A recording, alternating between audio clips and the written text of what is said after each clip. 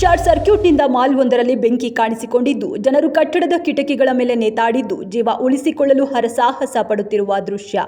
ಉತ್ತರ ಪ್ರದೇಶದ ಗಾಜಿಯಾಬಾದ್ನ ರಾಜನಗರದ ಮಾಲ್ ಒಂದರಲ್ಲಿ ಈ ಘಟನೆ.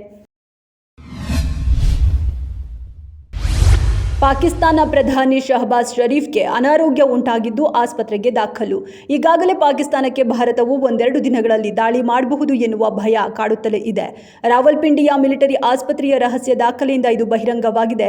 LOCಯಲ್ಲಿನ ಉದ್ವಿಗ್ನ ವಾತಾವರಣವನ್ನು ನೋಡಿ ಪಾಕಿಸ್ತಾನಿ ಪ್ರಧಾನಿ ಭಯಭೀತರಾಗಿದ್ದಾರೆಂದು ತೋರುತ್ತದೆ.